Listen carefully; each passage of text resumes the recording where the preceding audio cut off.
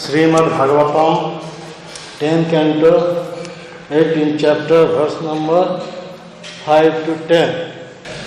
Krishnasya nittata keti Jogu kechida bhavayan Venupani tallai sringai Prasasansura pare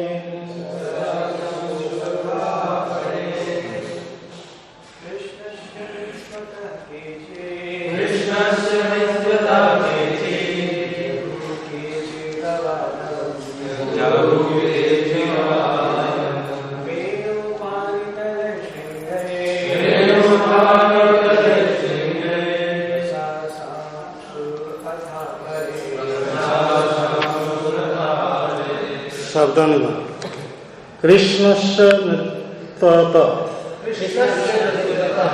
Krishna के नाचते समय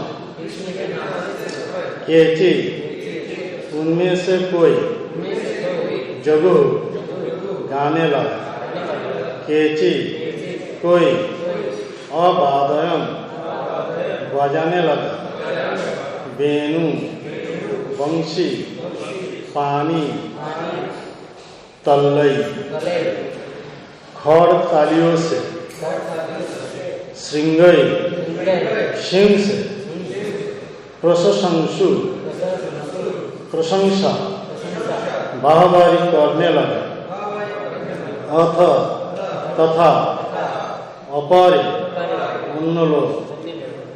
अनुवाद कृपा करें मेरे पीछे दोहराइए। जब कृष्ण नाचने लगे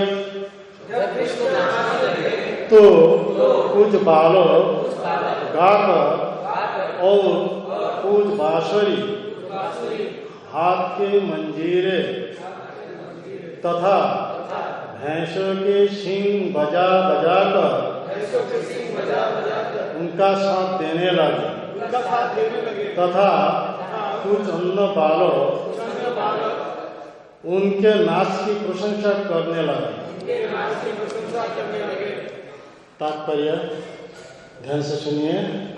श्री कृष्ण को प्रोत्साहन देने की इच्छा से कुछ ग्वाल बालों ने उनके नाच की फूल पर प्रशंसा की। सांप का है पहले नंबर श्लोक से 5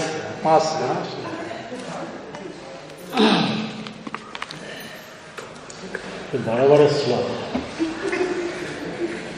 शरीशरव स्वरम मुनिभाइना कामार्कं यत् परारिहारिना नायितते यत्र मनो सन्दव निधारो वन्नार्का भवति सर्वरे। अनुवाद।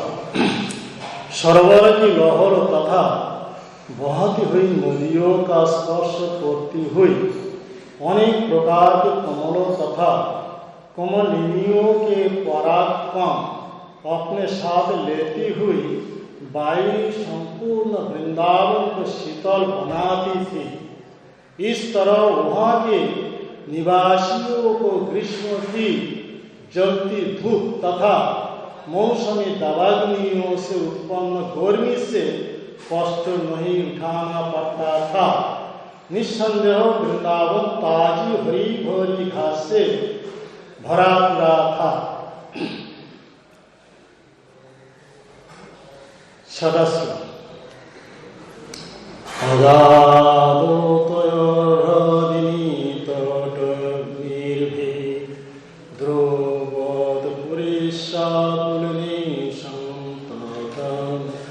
न जत्र चंदन शुकरविशोमना भूषंसादपलितं च वृण्णते। अनुवाद। गहरी नदियाँ अपनी उठती लहरों से अपने तोटों को तोड़ करके उनमें गीला तथा दलदला बना देती थी। इस तरह विष की तरह विकराल सूर्यों की किरणें न तो पृथ्वी के रस को उड़ा पाती, न इसकी हरी घास को सुखा पाती। 7 नंबर श्लोक। बोम कुसुमितं श्रीमानवचित्र मृगद्विजं गायमयूरभ्रमरं पूजत कोकिलसारसम्। फूलों से वृंदावन बड़े ही सुंदर ढंग से सजा हुआ था और नाना प्रकार के पशु तथा पक्षी अपनी ध्वनि से उसे पूरित कर रहे थे। मोर तथा भंवरे गा रहे थे और कोयल तथा सारस कुहू कुहू कर रहे थे। पहले 3 श्लोक पर चर्चा होगी, इसके बाद अगले। इस अध्याय में ये जो 4 श्लोक से लेकर 7 श्लोक तक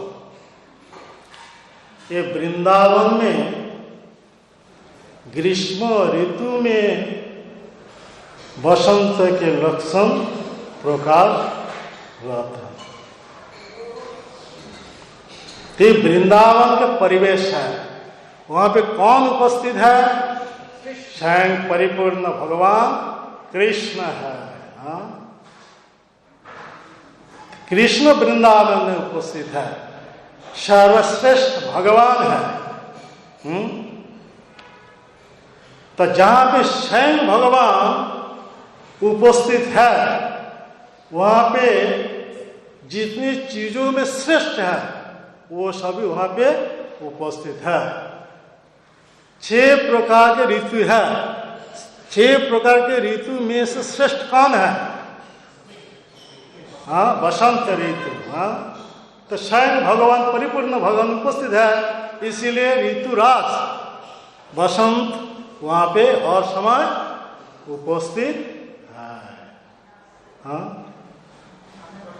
ये भगवान की उपस्थिति के कारण ऐसा ही परिवेश बन गया। तो वृंदावन है वो तो साक्षात भगवत धाम से यहाँ पे प्रकट हुआ है।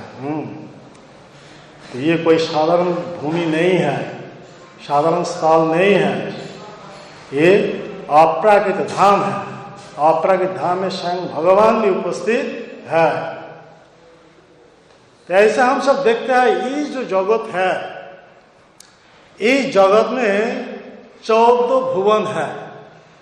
अलग अलग भुवन में अलग अलग वेदर है।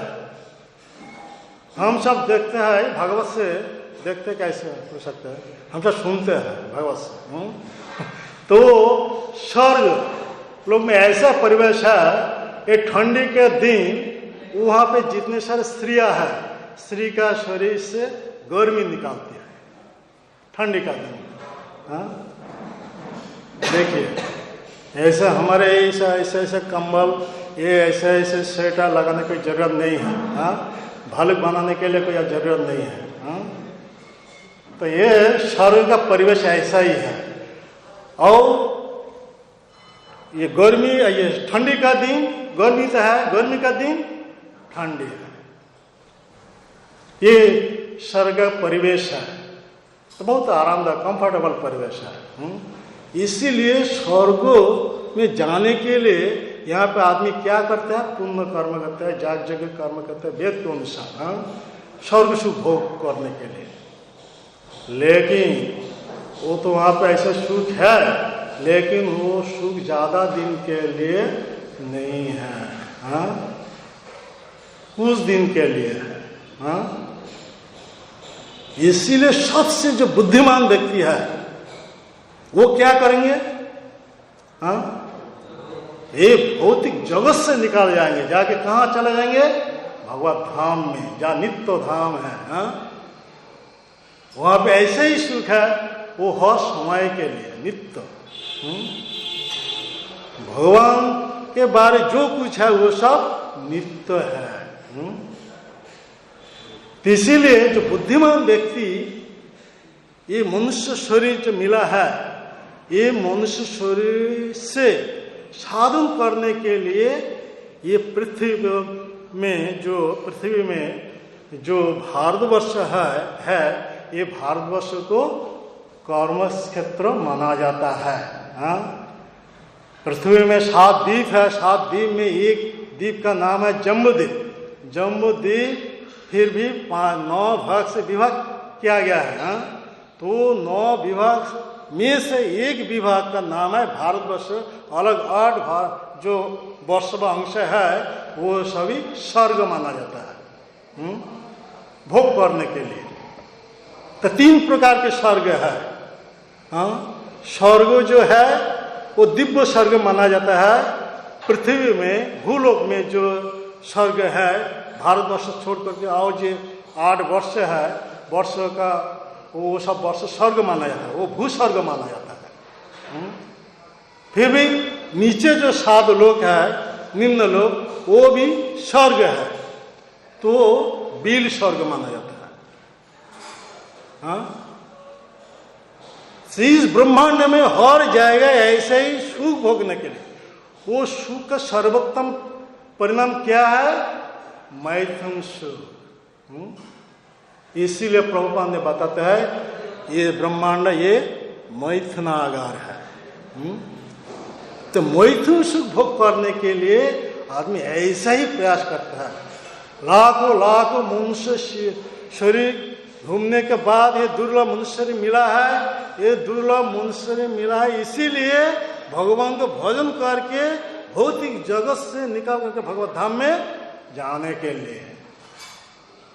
लेकिन आदमी इतना ही पगल बन गए तो भगवान को छोड़ करके अलग अलग देव देवियों को उपासना करते हैं अपना अपना कामना चरितार्थ करने के लिए। फिर भी ये जो कलियुग चल रहा है कलियुग के प्रभाव से आदमी देवता उपासना को भूल चुका है। किसी को उपासना करता नहीं। हाँ? आदमी इतना अधोपतित बन गए। और देवता उपासना करने से अंततः स्वर्ग लोक में जा सकते हैं। स्वर्ग में ऐसे ही सुख है। हाँ? वहाँ पे नंदन कानन है, बहुत अच्छा वन है। हाँ? बहुत सुंदर सा पारिजात पुष्प ये सब भी है। कितना सुंदर वासना निकालते हैं। कितना मनोरम परिवेश है। फिर भी वहाँ पे जो अप्सरा सब है अप्सरा संग कर सकते हैं। ऐसा तो सुख मिलता है। वो सुख मिलने के लिए तब भी आदमी वो जाग कर्म करता नहीं। वेद के अनुसार ये कर्म करता नहीं, पूर्ण कर्म करता नहीं। सब भूल चुका है, वेद को मानते ही नहीं। कलियुग का ये प्रभाव है कि कली है अधर्म का बंधु। अधर्म वंश में ये कोली का जन्म है। हाँ? इसीलिए कोली हर समय प्रयास कर रहा है कि अधर्म स्थापन करने के लिए। तो अधर्म में 4 प्रकार के अधर्म दूतंग पान स्त्रियो सुना जथा अधर्म चतुर्विध 4 प्रकार का अधर्म। आदमी ये सब अधर्म में फंस गया। वेद विहित जो कर्म वो भी छोड़ दिया। भगवान को उपासना करना तो बहुत दूर की बात है कि नहीं? दूर की बात है। हाँ? वो भी तो छोड़ दिया। तो देव देवी उपासना भी छोड़ दिया है। अपना अपने इंद्र सुख में ये मर गया, लिप्त हो गया। ये दुर्भाग्य है कलियुग का प्रभाव। ये इस कलियुग से आदमी को बचाने के लिए वही भगवान द्वापर युग में ऐसा ही वृंदावन में मधुरमय लीला प्रकट किए थे। फिर भी वही कृष्ण आए थे चैतन्य महाप्रभु लेकर के आदमी को भगवान के बारे में ये चेतावनी देने के लिए। क्योंकि भगवान आते हैं इस जगत में ऐसा ही मनोरम लीला आकर्षित लीला प्रकट करता है जिस लीला शून्य से भगवान के प्रति आकृष्ट बन जाएंगे। हाँ? इसीलिए वो भागवत में ऐसे ही प्रसिद्ध श्लोक है अनुग्रह भक्तान मानुषिक देवमाश्रित भजत तादृश क्रिया जसुत्ता तत्पर भवे। हमारा जैसा शरीर है ऐसा शरीर लेकर के आते हैं, लेकिन वो शरीर भगवान का ओरिजिनल शरीर है, मूल भगवान का शरीर है। क्योंकि भगवान का असली स्वरूप है गोपो वेश नट बर नव किशोर गोप बेश बेनु कर नव किशोर नट बर। ये भगवान का असली शरीर है। गोपो वेश, ग्वाल बालक का वेश। गोपो वेश बेनु कर, ये वृंदावन में जो लीला प्रकट किया है उसी रूप में भगवान के हाथ में ये बांसुरी है। लेकिन वो भगवान जब मथुरा द्वारका में लीला प्रकट करता है वहां पे हाथ में बांसुरी नहीं है। ये सर्वोत्तम माधुर्यमय लीला है कि नहीं? इसीलिए ये भगवान को माना जाता है माधुर्य जयी का निलय कृष्ण, अर्थात भगवान अनंत रूप है, अद्वैतम अच्युतम अनादि अनंत रूपम। भगवान का अनंत रूप है। अनंत रूप में से ये सर्वोत्तम रूप कौन है? वृंदावन में जो बांसुरी बजने वाले जो कृष्ण है, नंद नंदन जशोदा कृष्ण, वो भगवान के असली रूप है। तो ये असली रूप, ये भगवान का असली रूप है। इस रूप से ऐसा ही आकर्षित चमत्कार पूर्ण लीला प्रकट था। वो कृष्ण में 4 प्रकार के माधुर्य है। वो 4 प्रकार के माधुर्य क्या क्या है? वेणु माधुर्य, रूप माधुर्य, लीला माधुर्य, प्रेम माधुर्य। प्रेम भाव से लीला कर रहे। प्रेम रहेगा तो मजा आएगा, नहीं तो कैसा है? तो भगवान के 3 प्रकार की प्रकाश है। ब्रह्म, परमात्मा, भगवान। ब्रह्म तो निराकार है, कोई आकार नहीं है। ब्रह्म उपासक जितने भी है तो ब्रह्म लोक में जाते हैं, वहां पे कोई एक्टिविटीज नहीं है। एक्टिविटीज से तो आनंद आएगा, मजा आएगा, नहीं कि? तो एक्टिविटीज नहीं, कैसे मजा आएगा? क्योंकि ब्रह्म वो आनंदमय वस्तु है, लेकिन उनमें कोई रस नहीं है। ब्रह्म क्या है? सूखा हुआ है, शुष्क है। हरि बोल, है कि नहीं? ब्रह्म कैसा? सूखा हुआ है, उनमें कोई रस नहीं है। रस निकलता है कि निराकार है, निर्विशेष है, ज्योति है। तो ब्रह्म के साथ ब्रह्म के जितने सारे अनुयायी है वो सभी के बीच में कई प्रेम के आदान प्रदान हो नहीं सकते। हो सकता है? आकार रहेगा तो तब तक मजा, ये सेवा करने के लिए वो ये करेंगे, प्रयास करेंगे। क्या सेवा करेंगे? सेवा आएगा? सेवा कर सकता है? नहीं, क्योंकि ब्रह्म में स्वरूप शक्ति का उपस्थित नहीं है, स्वरूप शक्ति अनुपस्थित है। ये भगवान के जितनी सारी लीला वृंदावन में प्रकट होती है, ये स्वरूप शक्ति के माध्यम से, जोगमाया के माध्यम से होते हैं।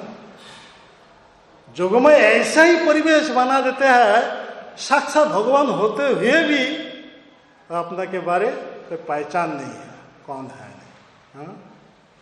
आप गोपियों के मन में ऐसा ही भावना प्रकट करते हैं, गोपियों में समझते हैं ये हमारे उपपति है। उपपति के साथ प्रेम करना सच्चे कैसा है? उच्च, सच्चे उच्च है, उससे ज्यादा मजा आती है कि नहीं? एक जगह में किसी स्त्री अपना पति को छोड़ करके किसी दूसरा पति के प्रति जब मन लग जाएंगे तो उनका मन किस में रहते हैं? हर समय उपपति के बाद। अपना पति के घर में हर प्रकार काम करते हैं, लेकिन मन हर समय किस में है? उपपति के प्रति।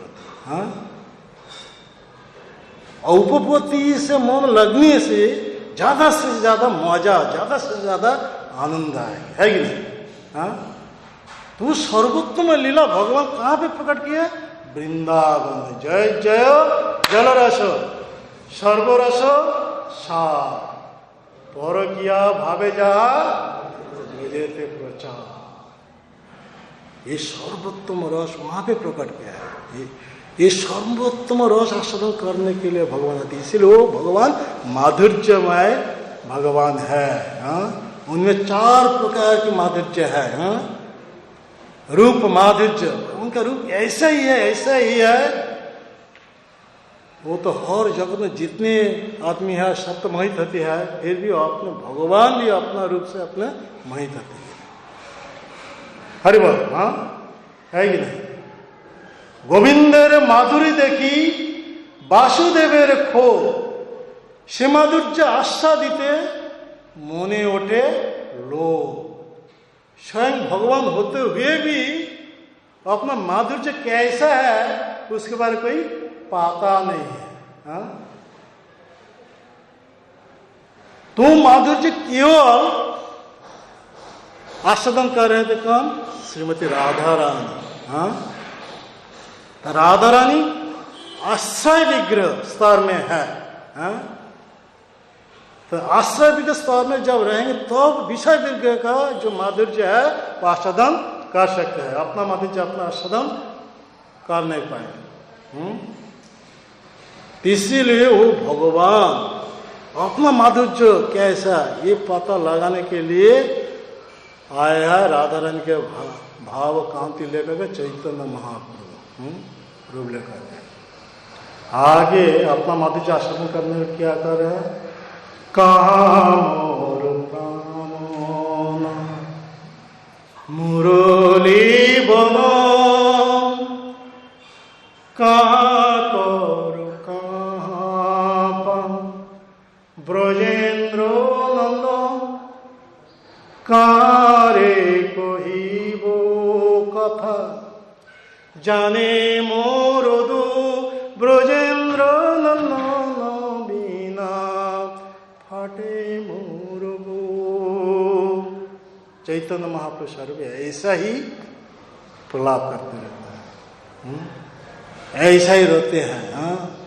राधा रानी के भाव के अनुसार ऐसा अपना माधुर्य अपना आस्वादन कर रहे हैं। मेरा प्राणनाथ कृष्ण कहाँ है? मुरलीधरी कृष्ण कहाँ है? हाँ?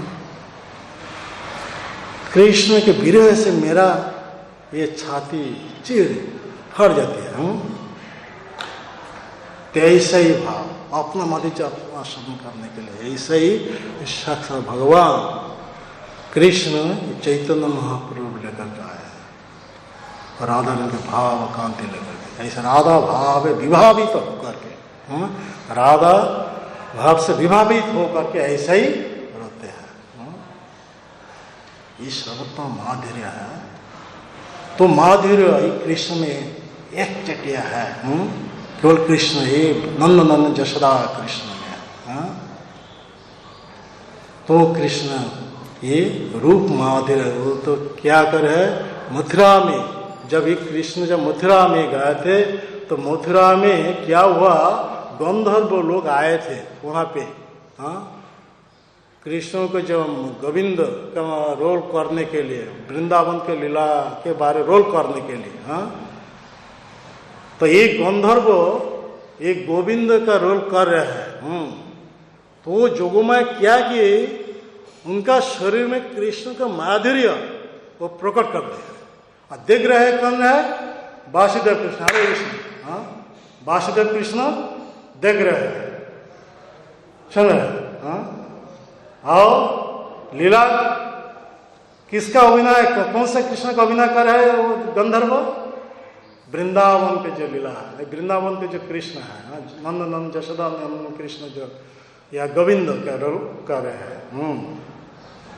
तो देखने से वासुदेव कृष्ण के मन में इतना ही भाव हो गया, कितना अपूर्व है, कितना माधुर्य, कितना सौंदर्य है। तो माधुर्य आस्वादन करने के लिए उनका मन में ये लोभ प्रकट हो गए। लेकिन अपना माधुर्य कैसे अपना आस्वादन करेंगे? इसीलिए वो कृष्ण चैतन्य महाप्रभु रूप लेकर के आए हैं। विषय विग्रह से आश्रय विग्रह स्तर में उतर गए। आश्रय विग्रह रहने से तब तो माधुर्य आस्वादन कर सकते हैं, है कि नहीं? हाँ? आश्रय विग्रह में सर्वोत्तम विग्रह है वो श्रीमती राधा रानी है। तो राधा रानी कृष्ण का माधुर्य आस्वादन करके उनके अंदर में जो सुख उदित होता है वो कैसा है? वो भी कृष्ण जो उसके बारे में कोई पता नहीं था। क्योंकि कृष्ण सर्वज्ञ होते हुए भी इसके विषय क्या है? अज्ञ है। हाँ, सर्वज्ञ होते हुए भी अज्ञ है। इसके बारे में कोई पता नहीं है। राधा रानी के प्रेम की माधुर्य कैसा है, वो राधा रानी का जो प्रेम है वो कैसा है, ये तीन चीजों के बारे कृष्ण को कोई पता नहीं था। तो पता लगाने के लिए वो राधा रानी के भाव कांति लेकर के आए थे चैतन्य महाप्रभु। अच्छा, टाइम तो समय अंत में शेष कर तो ज्यादा अलग बात में चला जाता है। तो ठीक है, तो कृष्ण आए हैं ये इस जगत में ये भूम लीला करने के लिए ब्रह्मा का दिन में एक बार, ब्रह्मा का दिन में एक बार आते हैं। आके पहले ये वृंदावन में ये लीला प्रकट किया है। ये वृंदावन के लीला चल रहा है, वृंदावन में ये लीला चल रहा है। तो वृंदावन में भगवान कृष्ण क्या कि न तो तीन ये बार इसके बारे में थोड़ा ये आलोचना करना चाहिए। तो ब्रह्म के बारे ऐसा है, ब्रह्म में कोई रस नहीं है। हाँ, ब्रह्म वो अपने भक्त के साथ प्रीति आदान प्रदान नहीं कर सकते हैं। हाँ, वो निरस है। फिर भी जो है परमात्मा उपासक, हाँ, भगवान का दृश्य प्रकाश हो परमात्मा है। परमात्मा उनमें कोई सर्वशक्ति का प्रकाश नहीं है, उनमें भी कोई रस नहीं है। परमात्मा हर जीव के अंदर में वो परमात्मा रूप से अवस्थान करता है। जीव कर्म के साक्षी, वो कर्म का फल प्रदान करते हैं। लेकिन परमात्मा के साथ परमात्मा के जितने सारे उपासक कोई प्रीति आदान प्रदान होता नहीं, होता है कि नहीं, प्रीति का आदान प्रदान नहीं है। इसीलिए प्रेम भाव वो ब्रह्म में नहीं है, परमात्मा में भी नहीं है। हाँ, जो भक्त भगवान दोनों का बीच में जो प्रीति आदान प्रदान, प्रीतियों का आदान प्रदान जो है, प्रीति का आदान प्रदान वो भक्त भगवान के बीच में होता नहीं। ब्रह्म में होता नहीं, परमात्मा में भी होता नहीं। हाँ, केवल ये स्वयं भगवान ये जो भगवत स्वरूप है, भगवत स्वरूप में से फिर भी कृष्ण में ऐसा ही प्रीति आदान प्रदान होते हैं। रामचंद्र स्वरूप में है, लेकिन हर समय संभ्रम भाव से। जैसा विभीषण सुग्रीव ये शक्ररस के भक्त है, शक्ररस के भक्त होते हुए भी मन में संकोच भाव है, संभ्रम भाव है कि नहीं? हाँ, रामचंद्र के प्रति हर समय श्रद्धा भाव है। इकट्ठे मिला करके ऐसा ही कृष्ण जो अपने सखियों के साथ खेल कूद करते हैं, ऐसा ही कर नहीं सकते, क्योंकि वो मर्यादा पुरुषोत्तम है, वेद मर्यादा रक्षा करने के लिए आए थे, है कि नहीं? हाँ, भगवत स्वरूप नारायण भी ऐसा ही उनके भक्त के साथ ऐसा प्रीति राधा प्रदान हो नहीं सकता, हो सकता है नहीं। तो कृष्ण स्वरूप, कृष्ण में भी वो द्वारका मथुरा का कृष्ण छोड़ करके ये वृंदावन जो कृष्ण, ये इस वृंदावन कृष्ण में ये माधुर्य, चार प्रकार के माधुर्य पूर्ण तरह है। हाँ? तो रूप माधुर्य, वेणु माधुर्य।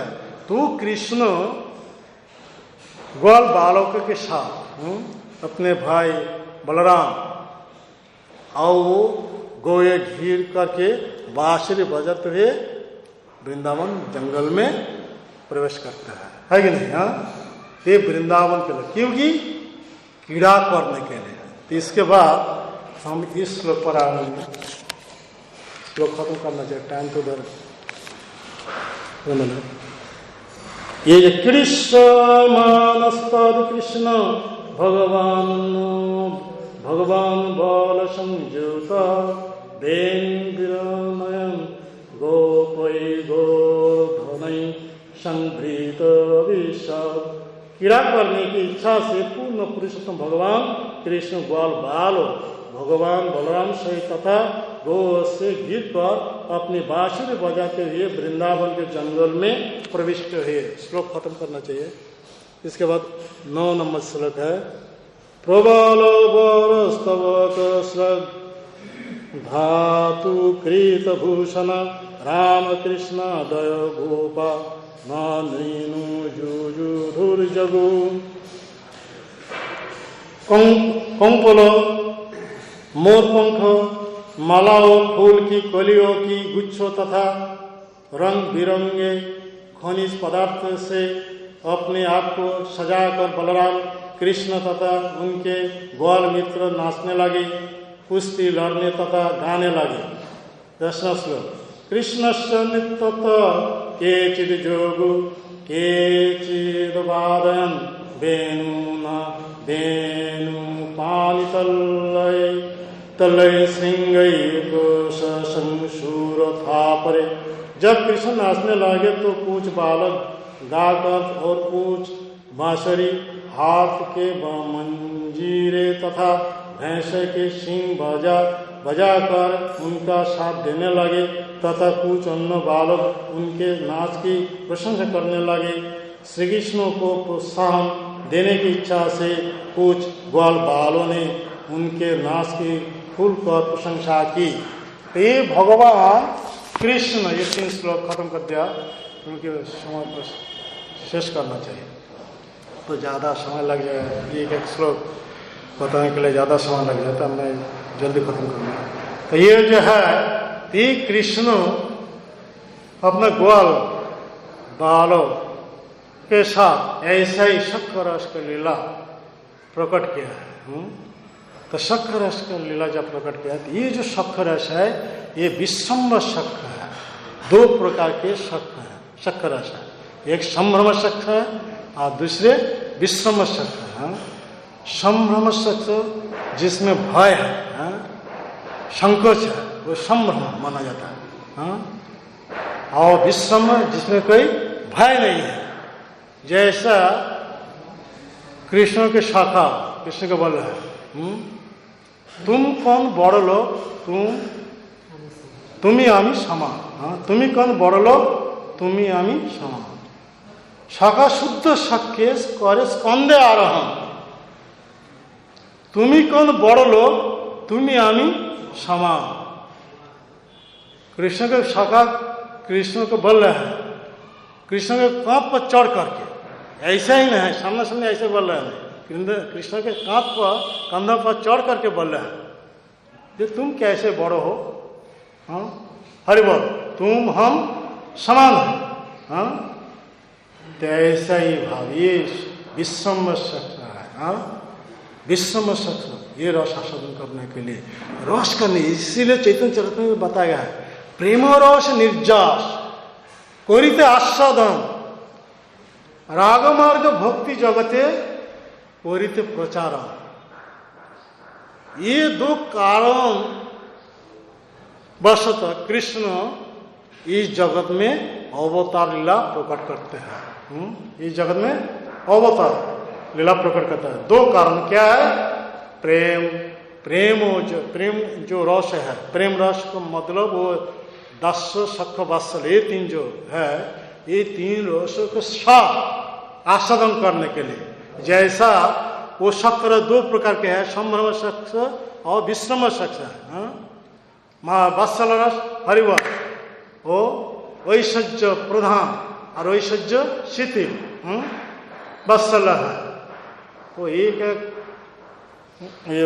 जो ये है रस के बारे में चर्चा करने से कुछ टाइम खत्म हो जाएगा, समाप्त करना चाहता हूँ। तो माधुर्य रस भी वो प्रेम होते, वो प्रेम रस होते हुए भी 2 प्रकार के हैं। ऐश्वर्य प्रधान माधुर्य और ऐश्वर्य शिथिल ऐश्वर्यहीन माधुर्य, 2 प्रकार के हैं। तीव जो है यहाँ पे जो लीला चल रहा है ये शक्कर रस का लीला चल रहा है ग्वाल बालों के साथ। तो ग्वाल बालों को कृष्ण के कंध पर चढ़ करके ऐसा ही बोल रहा है, तुम कैसे बड़े हो, तुम हम समान है। हाँ, ये शक्कर है, इसी रस को कृष्ण अपना सखा ने क्या करता है, जो अच्छा चीज खाते हैं तो अच्छा चीज जो स्वादिष्ट है खा करके कृष्ण के मुंह में डालते हैं। कितना सुंदर है। हाँ, तुम देखिए, तुम देखो ये कितना सुंदर है, कितना सुंदर है। हाँ, अपना उच्छिष्ट लेकर के कृष्ण के मुंह में देते हैं। ये शक्कर रस, इस रस आचरण करने के लिए आए हैं। तो मैं जल्दी जल्दी खत्म करना चाहता हूँ, तो एक एक रस के बारे ऐसा अलग चर्चा नहीं करता हूँ। तो ठीक है, वत्सल रस का ऐसे ही हम सब देखते हैं। वत्सल रस, नंद यशोदा, उद्धव आए हैं, वो कृष्ण वृंदावन छोड़ करके चले गए मथुरा में। कृष्ण उद्धव के भेजा था वृंदावन में सांत्वना देने के लिए। तो उद्धव आके पहले नंद यशोदा को समय में उपस्थित होकर के सांत्वना देने के लिए बोला नंदवंश का, हे महाराज,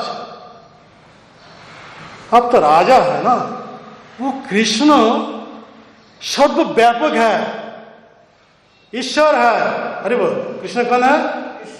ईश्वर है, सर्वव्यापक है, हर चीजों में उपस्थित है। आप लोग क्यों कृष्ण से विरह ऐसे रोते हैं? कृष्ण से विरह से रोते हैं वृंदावन वासी में। इससे नंद यशोदा गोपिया ये सब रोते हैं इसीलिए। तो सांत्वना देने के लिए जब ऐसे ही बोला तो नंदो महाराज ने बोला, हे उद्धव, तुम्हारी जो ईश्वर है वो ईश्वर के चरण में मेरा मन हर समय कैसा रहता है, इसीलिए मैं कोशिश कर रहा हूं ये वात्सल्य भाव से। हाँ, तो उद्धव जब जशोदा, उसी समय यशोदा देवी उन्होंने तो बोल रहे थे, हे उद्धव, कैसे बातचीत करता है इसके बाद तुमको कोई ज्ञान नहीं है। हाँ, तुम नीरव रहो, किससे कैसा बात करना है। हाँ, किससे कैसा बात करना है इसके बाद तुम्हारे कोई पता नहीं है। वो तो मेरा दुग्धपुष्ट शिष्य है। ये वात्सल्य भाव, वो भगवान होते हुए भी कि जशोदा क्या बोल रहे हैं, ये मेरा पुत्र है, मेरा पुत्र है। हाँ, ये मेरा पुत्र है, पुत्र भाव से बोला, दुग्धपुष्ट शिष्य। माता मोरे पुत्र ज्ञाने करे बंधन। माता यशोदा माता अपना पुत्र समझ करके कृष्ण को बांध देते हैं, बांध देते हैं ना, ये पुत्र समझ करके। हाँ, और अपना पुत्र समझ करके वो असहाय, कृष्ण असहाय है, ये मेरा बेटा जो कृष्ण है ये असहाय है, शिशु है। हाँ, तो उसका लालन पालन मुझे करना चाहिए। हाँ, ये भाव से लालन पालन कर रहे हैं। तो टाइम थोड़ा है, तो माधुर्य रस के बारे में माधुर्य रस के बारे ऐसा ही, प्रिया यदि मान करी करे भर्षण, वेदस्तुति होते सो हरे मोर मन। कृष्ण ये रस आस्वादन करने के लिए तो आए हैं, है कि नहीं? मोर पुत्र, मोर सखा, मोर प्राणपति, यही मत जय मत करे शुद्ध भक्ति, यही शुद्ध भक्ति। यही शुद्ध भक्ति का रस आस्वादन करने के लिए कृष्ण अपना धाम गोलोक वृंदावन छोड़ करके इस जगत में आया है। और वो सब अपना ये शुद्ध भक्तों को लेकर के, अपने के साथ अपना शुद्ध भक्तों के लेकर के आए हैं, है कि नहीं? हाँ, नंद यशोदा ये श्रीधाम सुदाम जितने सारे हैं वो सब गोलोक वृंदावन से लेकर के आए हैं, है कि नहीं? ये सभी के साथ ऐसा ही प्रीति आदान प्रदान करेंगे, ऐसा ही चमत्कार पूर्ण लीला प्रकट करेंगे। बौद्ध जीवा जब इसके बारे में श्रवण करेंगे तब क्या करेंगे? वो कृष्ण के प्रति आकृष्ट बन जाए। कीड़ते तादृश कीड़ा जा सुप्त तत्पर भवे, ऐसे कीड़ते में ऐसा ही कीड़ा, ऐसा ही लीला प्रकट करेंगे जो लीला श्रवण से श्रवण मात्र ही सुनने से ही बौद्ध जीव भगवान के प्रति आकृष्ट बन जाएंगे। अब भगवान के प्रति जब आकृष्ट बन जाएंगे, भगवान प्रेम में सेवा में जब लग जाएंगे, तो उनका जितने प्रकार बंधन है वो सब टूट जाएगा, है कि नहीं? इस जगत के सबसे बड़ा बंधन क्या है? मायाबद्ध जीव माया में फंस गए, फिर भी भौतिक शरीर में घुस गए, है कि नहीं? ये सबसे बड़ा बंधन है, शरीर का बंधन, माया का बंधन, ये सबसे बड़ा बंधन है। इसीलिए तो हम सब दुख भोग कर रहे हैं, है कि नहीं? दुख ही दुख भोग कर रहे हैं। ये दुख का जगत है, दुखालयम अशाश्वतम। इससे निकालने के लिए हम सभी क्या करना चाहिए? वो कृष्ण के बारे श्रवण करना चाहिए। नित्यं भागवत सेवया, भगवान के बारे श्रवण करने से ये भगवान के मधुर लीला, ये मधुर लीला जब श्रवण करेंगे तो भगवान के प्रति वो क्या स्पॉन्टानियसली वो आकृष्ट बन जाएगा, शतस्वरूप वो आकृष्ट बन जाएगा, है कि नहीं?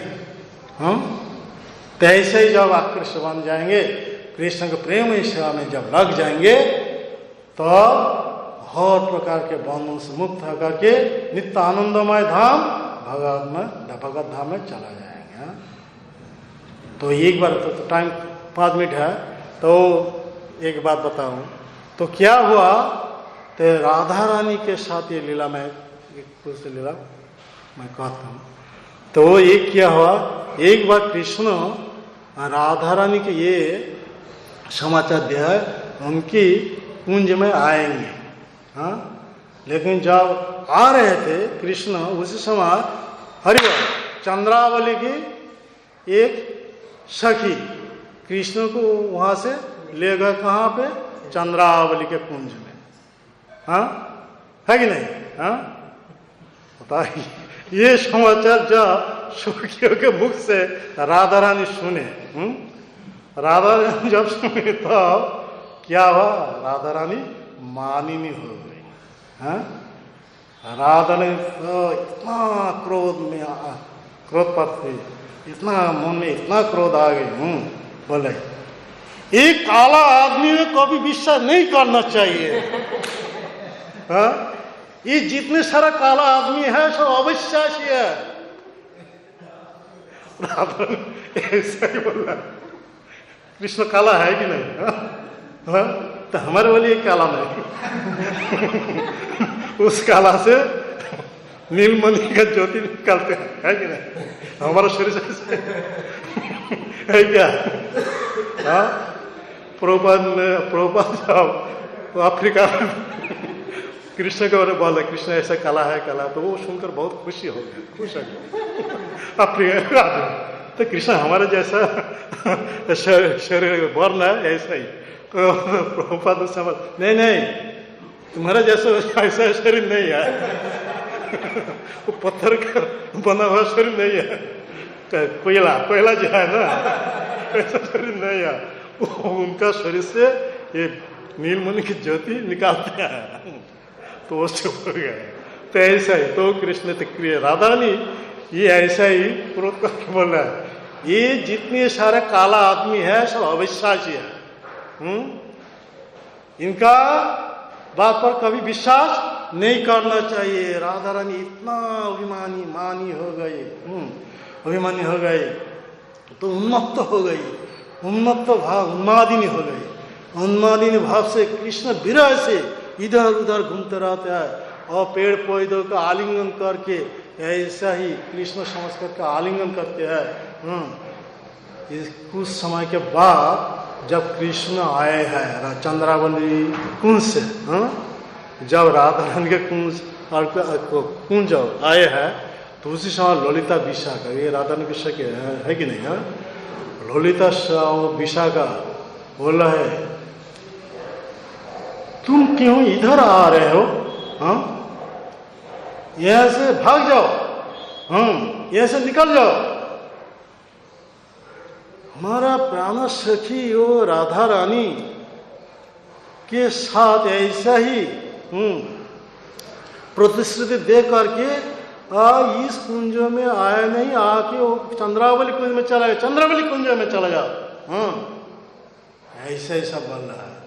ये प्रिया यदि मान करी करे भर्षण वेदस्तुति होते से हरे मोर मन।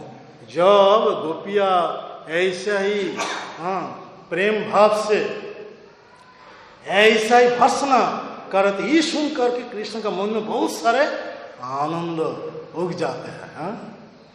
तो राधा रानी के ये मान, ये जो अभिमान है, ये टुटाने के लिए कृष्ण को क्या करना है, क्या क्या क्या था, तो वो शौरिच वृंदा देवी के सलाह से, उपदेश से क्या किया, अपना शरीर बदल करके चैतन्य महाप्रभु जैसा रूप वैसा लेकर के एक ज्योतिषी रूप, एक सन्यासी रूप लेकर के उपस्थित है। तो उसका बहुत सारा बात है, तो समय खत्म हो गया। क्या करो तो ठीक है, तो यहाँ पे रखा, क्या तो बताएंगे तो 1 घंटा लग जाएगा। दो लीला है, राधा जी कैसे सच्चे उच्चे स्थान पर है वो प्रमाण करने के लिए कृष्ण जो लीला प्रकट गया था वो बोलने के लिए और आधा घंटा लग जाएगा। इसके बारे में बोलने के वो आधा घंटा लग जाएगा, 1 घंटा लग जाएगा। तो यहाँ पर रखा, ये वृंदावन के लीला है, माधुर्यमय लीला। ये कृष्ण माधुर्य माधुरी का निलय कृष्ण, ये कृष्ण कौन है, माधुर्यमय कृष्ण है। 4 प्रकार के माधुर्य उनमें है। रूप माधुर्य, वेणु माधुर्य, लीला माधुर्य, प्रेम माधुर्य।